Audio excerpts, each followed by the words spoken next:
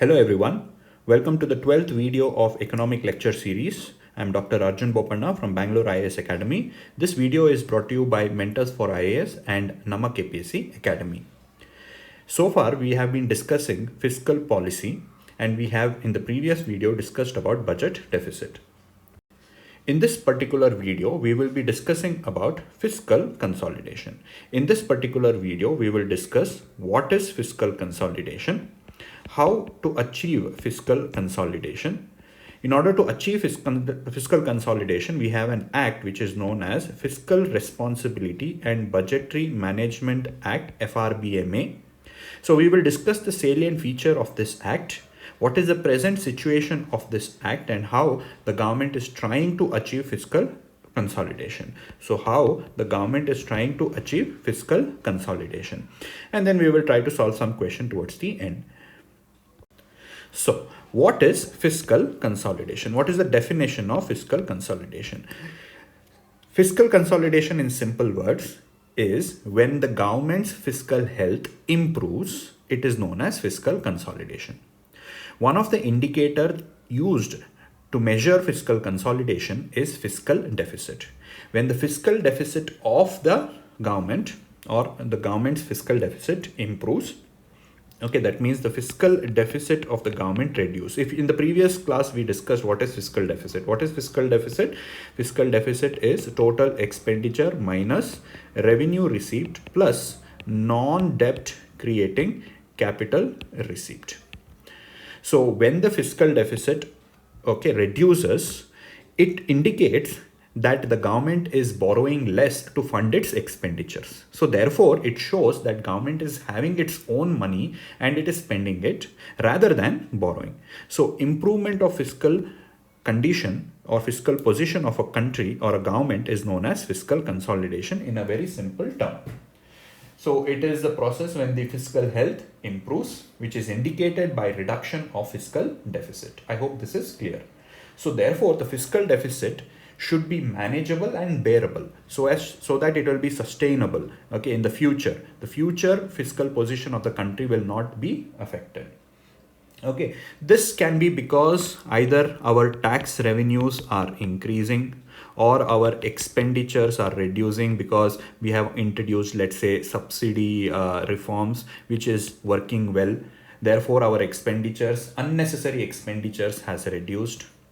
So in this, if we try to do all of this, we will be able to achieve a good fiscal position, which is known as fiscal consolidation. So according to the dictionary meaning, fiscal consolidation is reduction in the underlying fiscal deficit. It is not to, please remember, it is not to eliminate fiscal deficit. We are not talking about eliminating. We are telling that fiscal deficit will be manageable, like 3%, 4% or something like that. A range will be there, that is manageable. So we need to incur a deficit which is manageable. We don't target 0%. It is not necessary. So this is what is known as fiscal consolidation. In India, this fiscal consolidation or the fiscal roadmap for the center is expressed in terms of budgetary targets. So in the previous class, when we discussed about fiscal deficit, revenue deficit, etc., and now when we discuss those targets, you will be able to appreciate that if we are able to achieve those targets, then we say that we have achieved fiscal consolidation. Just to run ahead, I will tell you that fiscal deficit of 3%, revenue deficit of 0% is the target that the government has fixed. So if we achieve this targets, then we say that we have a sound fiscal deficit as per the Fiscal Responsibility and Budgetary Management Act. So leave that for a while now.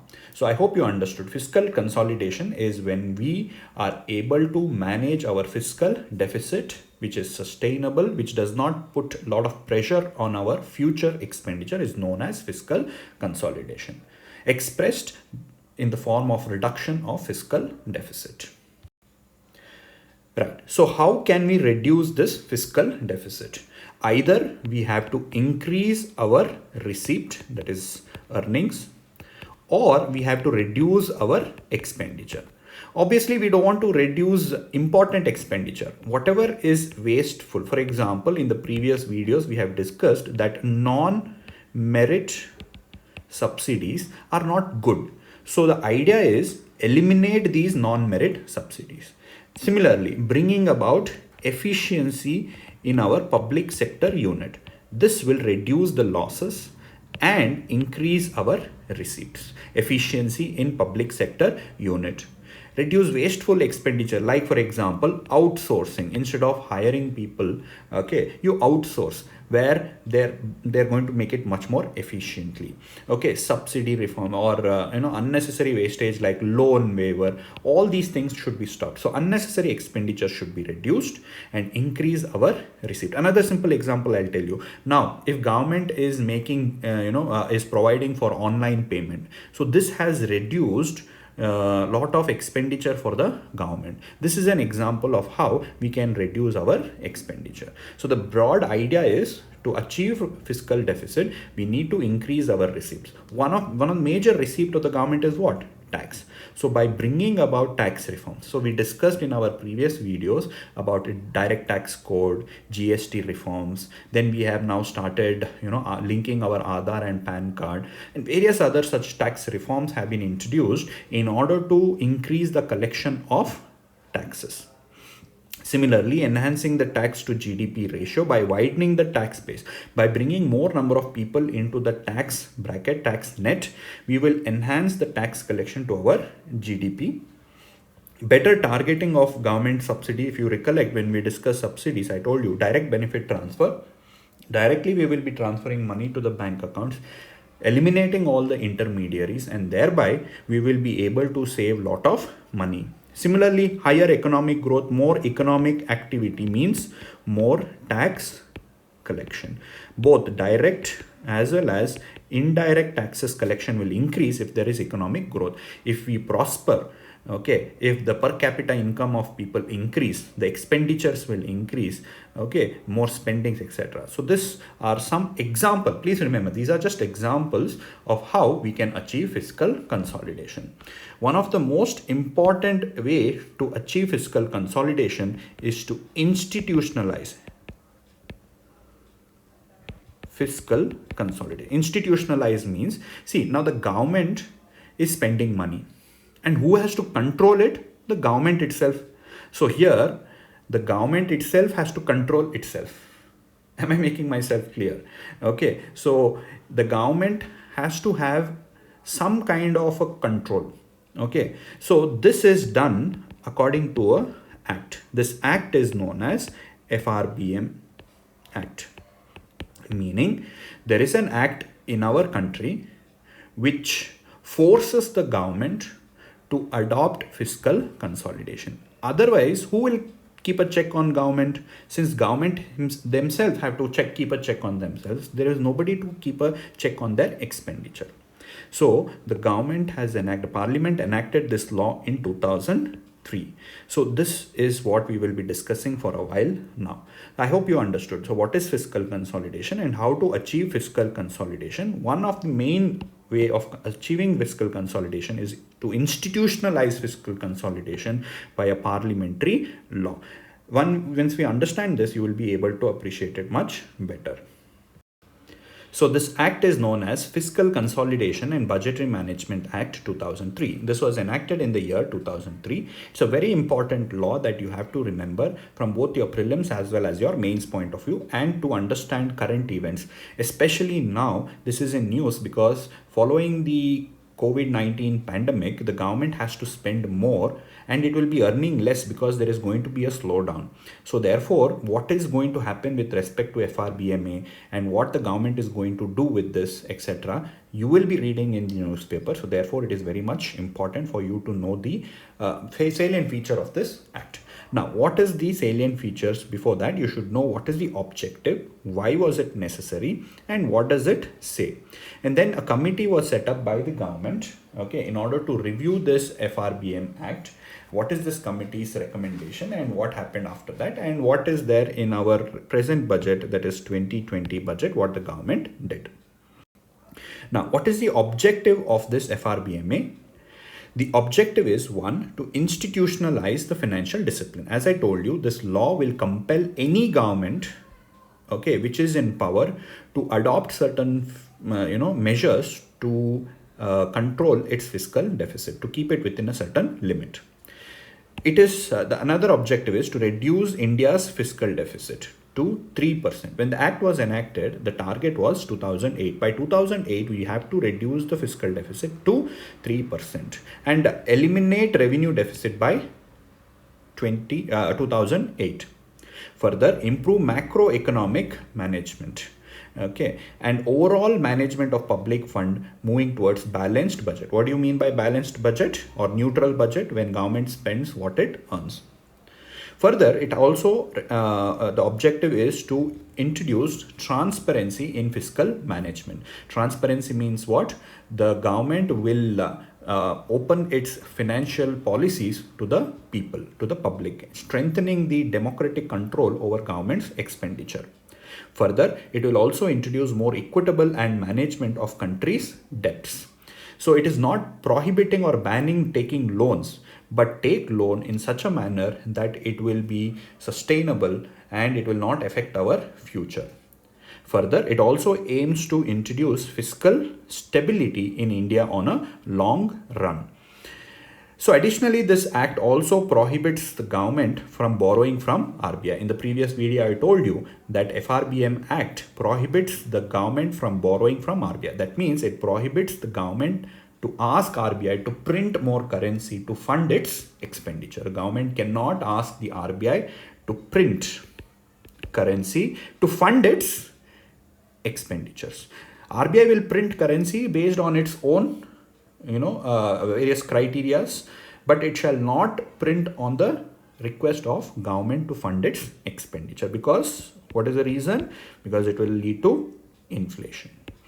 Okay, so this is the objective of the Fiscal Responsibility and Budgetary Management Act. Now, what are the various provisions that are there in this act? Okay, so the targets rather. So one is, as I already told you, reduce the fiscal deficit to 3% by 2008-9 with an annual reduction. So this was enacted in 2003. So every year, the government had to reduce the fiscal deficit by 0.3% of the GDP to achieve 3% fiscal deficit by 2008. Revenue deficit shall be reduced by 0.5% and completely be eliminated in 2008-9. Why revenue deficit should be eliminated completely? As I told you in the previous video, revenue deficit is not good. It is not good because you are funding your revenue expenditures through diluting your asset or by borrowing. So therefore, revenue deficit is not good and hence had to be eliminated by 2008-9. Further, Finance Minister, if he does not achieve these targets, then had to explain to the Parliament as to why they were not able to achieve and what they need to do and what the government has decided to do. So therefore, it will bring about transparency. Yes, so the Finance Minister had to tell the Parliament why they could not achieve this target and what they are doing to achieve this target. Further, this was not rigid. There were flexibility added to this act.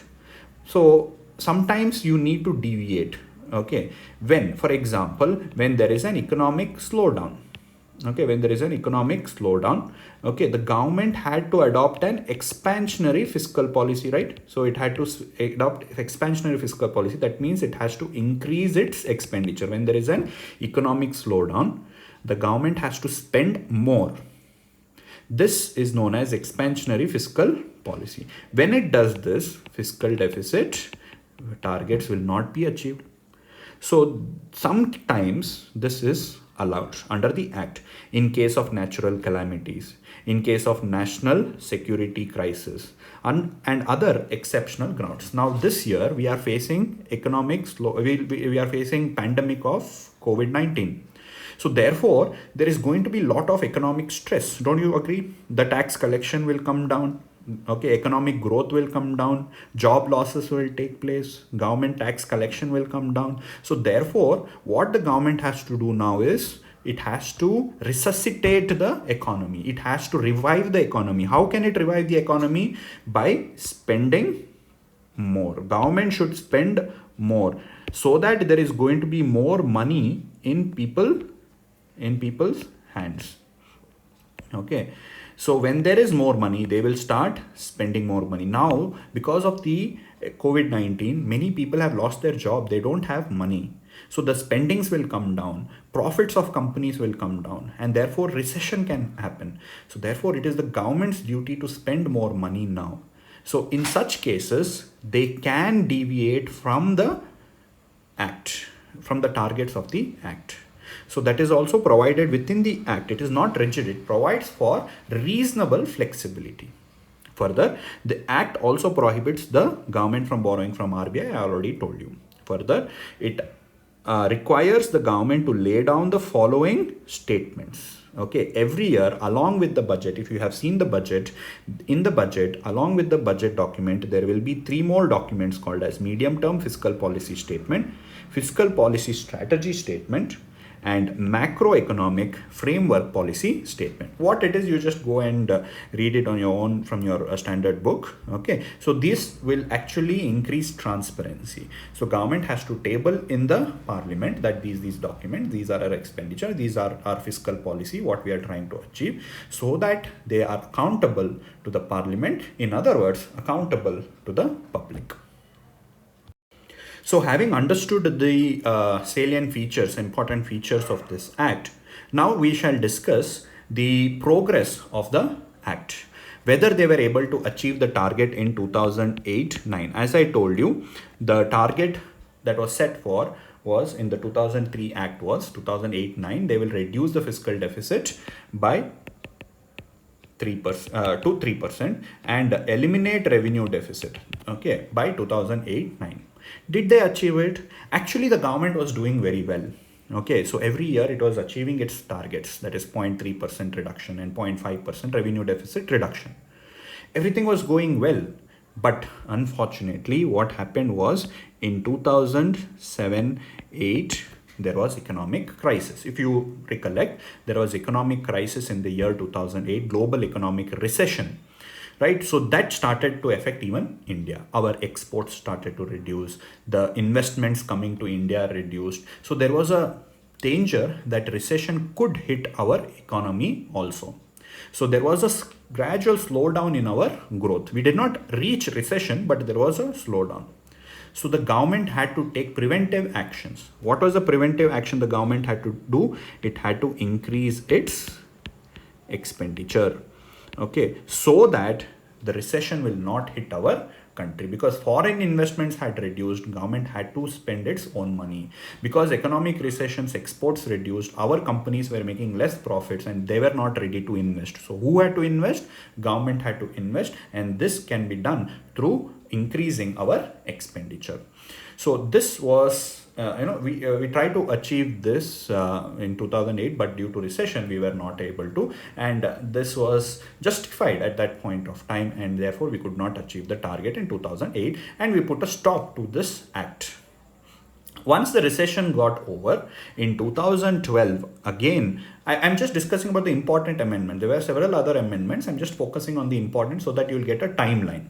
So in 2012, okay, so the government again decided, yes, now the economy is back to normal. Let's try to achieve fiscal consolidation. So it came up with new targets. Okay, so the new targets and new methodology for calculating this fiscal deficit. As I told you in the previous class, the government changed this revenue deficit to effective revenue deficit. So the new target was to eliminate the effective revenue deficit by 31st March 2015. Instead of targeting simply revenue deficit, the government decided to target effective revenue deficit. What is effective revenue deficit?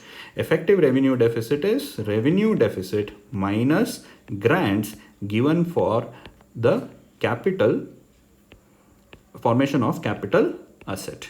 So this was targeted by the new amendment that was done in 2012. So after that, build adequate revenue surplus was the target. So again, the government started to achieve this, and then in 2014 elections were held and the new government came into power. So the new government decided that I need to take control of the economy. We need to grow more. So therefore, in 2015, this act was again changed and the target date was extended by another 3 years to March 2018. So as per the budget 2017-18, the government extended the timeline to achieve this 3% target to 2018-19. In the meantime, the government, there was a little bit, there was a debate with respect to FRBM Act. The debate is that this FRBM Act provided lot of rigidity with respect to expenditure, meaning that it restricted government's expenditure on welfare and other things. So therefore, there were economic arguments. Some economists argued that no, the government should not be given any target. It should decide on its own economic and political policy as to how to spend its money. So this debate was going on. In the meantime, the government set up a committee under the chairmanship of N.K. Singh in order to review this act as a whole. Okay. So as you can see in this particular slide, this committee recommended the following. The combined debt to GDP ratio, okay, of the center and the state put together should be brought down to 60% by 2023. So that means out of the 60%, 20% of the state and 40% of the center, as against the present 49% of the state and 49% of the center and 21% of the state. So therefore, meaning that the government should reduce its debt to the GDP. Okay, so for 100 rupees of your GDP, the debt should be only 60 rupees.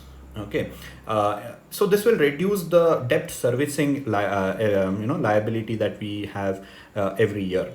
Further, the center should reduce its fiscal deficit from the present 3.5 to 2.5 by 2023. So it set a target of 2.5% fiscal deficit by 2023. Further, reduce its revenue deficit steadily by 0.25 percentage point each year to reach 0.8% by 2023, okay, from the projected value of 2.3 that was there in 2017. So it did not put a target of 0%, it made it more realistic of 0.8%. Further, it also recommended formation of a fiscal council in order to advise the government with respect to fiscal consolidation.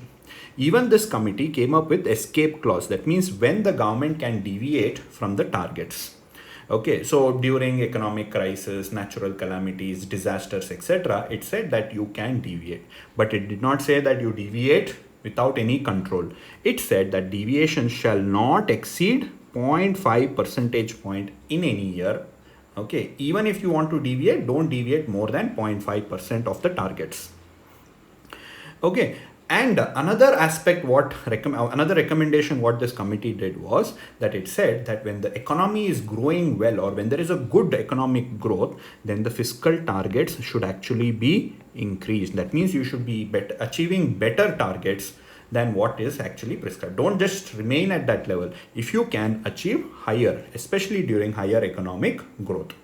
Fiscal consolidation should also be made by the states. They should bring down their debt targets to 20% of GDP, as we discussed in the previous slide. So not only for the center, but also for the state. So this gives you an idea. When the recommendation was made in 2017, it was debt to GDP ratio was 49 and all that. And then in 2023, the target what they set. Have a look at this. Please remember this point. So here is an infographic of the recommendation. Pause the slide, pause the video, and try to make a mental picture. So this is the escape clause. Okay? So these are the condition times when they can deviate. And the caveat is that they cannot deviate more than 0.5%.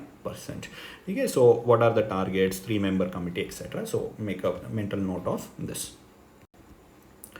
Next, moving ahead. So in the budget 2018-19, okay, the FRBM Act was again, changed, and the targets was shifted. Okay, 3% of fiscal deficit target was to be achieved by the end of 2021, and revenue deficit, the government decided not to fix any target.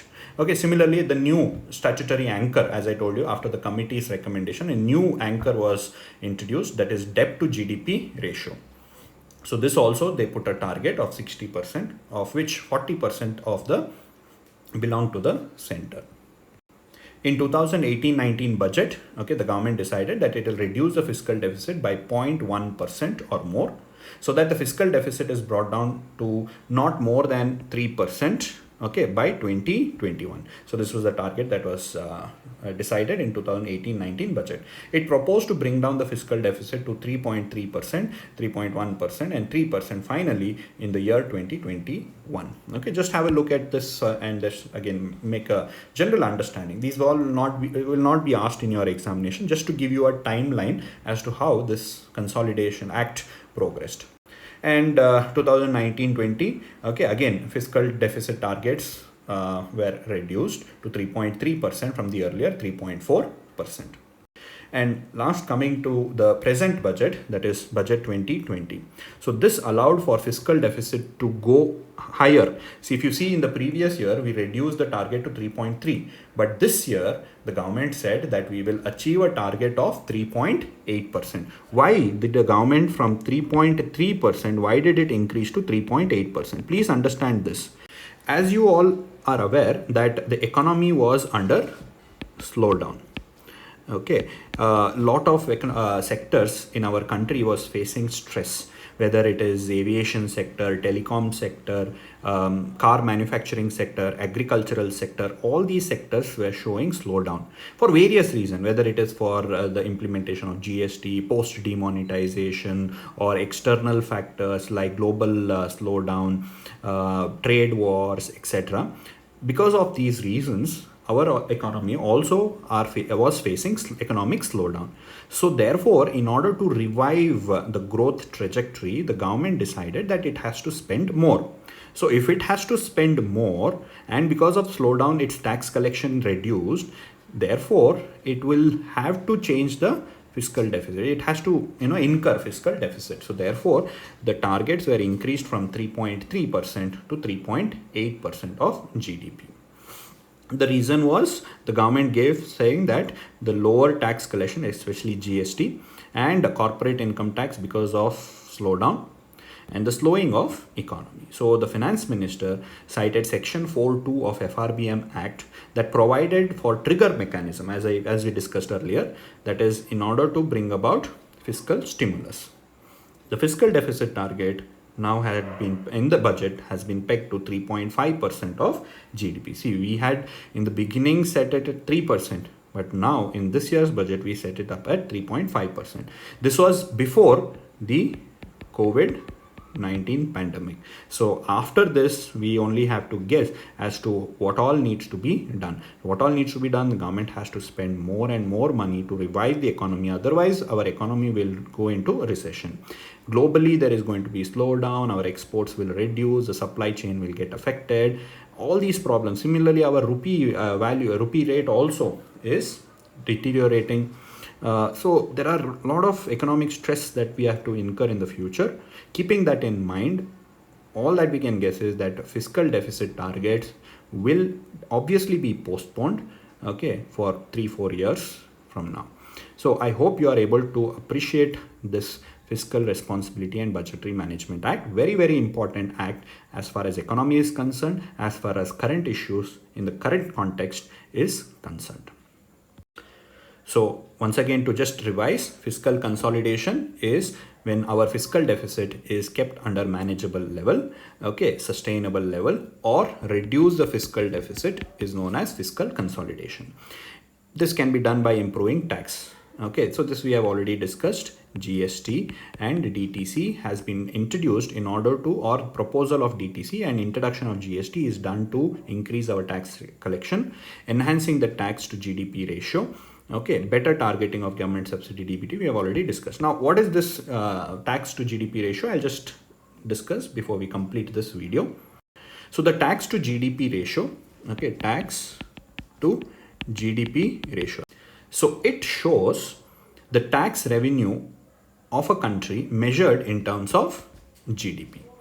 Okay, so if say our GDP is 100 rupees, okay, and the tax collected is 20 rupees, so our tax to GDP will be 20 by 100. Okay, so that is 1/5, 1:5 ratio. So here the tax to GDP ratio shows the richness of the government's exchequer. Okay, how much of the money they are paying in terms of tax. Now, the question is, how much is the ideal tax to GDP ratio? So there is no ideal tax to GDP ratio. The general understanding is that the government should collect enough tax to finance its expenditure. That's a good or ideal tax to GDP ratio. If the government is getting enough tax to fund its expenditure, then it is an ideal tax to GDP ratio. Now it is not. Okay, we are getting less tax. So therefore, we have to borrow. What is the reason we have low tax to GDP ratio in India? The reason why we have low tax to GDP ratio is narrow tax base. Around 5 to 3%, 3 to 5% of the people pay tax, income tax in India. 95% of Indians or more do not pay tax in India because they are either exempted. Majority of people are in unorganized sector. There is a lot of tax exemptions, etc. So therefore they don't pay tax in India. Further, because of lot of loopholes and archaic law, inefficiency in our tax administrative system, there is tax evasion. People don't pay tax even though they have to pay tax. Further, weakness in tax administration. Okay, so there is a lot of black marketing, etc., shadow economy, because of which tax is not being collected. So the government is trying to improve this tax to GDP ratio. How can we achieve this? One is by reducing black economy. So bringing everybody into the legal system will increase the tax to GDP ratio. Refining the tax structure. So GST, I told you, is a value added tax. By introducing value added tax, we have been able to reduce lot of tax evasion. Similarly, DTC also was also proposed to do the same. Improving the tax administration. A simple example is online tax payment or PAN card. All these are efforts to improve the tax administration. Some examples over here, what reforms have been introduced in tax administration. Aadhaar and PAN linkage so as to better target the individual taxpayers. Use of digital technology to improve tax administration. Project Insight, e-way bill, Project Saksham. You can go and just Google, you'll get the schemes, etc. TDS, tax deduction at source. Automatically the company will pay tax instead of the employer. Presumptive taxation. Adoption of single identification number while filing indirect taxes. Online tax filing. All these efforts are done in order to increase the tax collection, thereby tax to GDP ratio. Reducing expenditure, we have already discussed. Reduce in terms of subsidies, DTC, direct benefit transfer, etc. So that is all clear. So this I hope you are able to appreciate these are all efforts done in order to achieve fiscal consolidation. And the most important aspect of fiscal consolidation is the institutional mechanism, that is FRBM Act. Now let's try to solve some question related to this particular topic. There has been a persistent deficit budget year after year. What action can be taken by the government to reduce deficit? Okay, so what action can be done? Either to increase receipt or rather revenue received and reduce expenditure. So your options should have this idea. So reducing revenue expenditure, is it good or bad? Yes, reducing revenue expenditure. Introducing new welfare schemes. No, if you introduce new welfare scheme, expenditure will increase. So therefore this is not correct. So you can eliminate option B and option D. So here both are there. Then rationalizing subsidy. Rationalizing subsidy means what? Eliminating non-merit subsidy, right? So this is correct. So therefore you have already got the answer. Let's confirm it. Reducing import duty. No, reducing import duty means tax collection will come down. So therefore this is not an measure. So answer is option C. Next, objective of Fiscal Responsibility and Budgetary Management Act. Eliminate fiscal deficit. Is it the target objective? No. Okay, the target is allow fiscal deficit to be manageable, not to eliminate, manageable. So in our act, it is around 3%, 3.5, whatever. Okay. Next, eliminate revenue deficit. Yes, because the revenue deficit is bad. So eliminate revenue deficit. Give more power to RBI to manage inflation. Yes, to allow RBI to issue currency on its own way and to give it more autonomy to manage. That is, monetary policy is independent. So this is also correct. So option is 2 and 3. So with that, I will end this video. I hope you liked today's video. If you do, please like the video. In your comment section, you can, if you have any doubts, please give it in your comment section. I will put some questions in the comment sections. You can answer them as well. Have a good day. Thank you.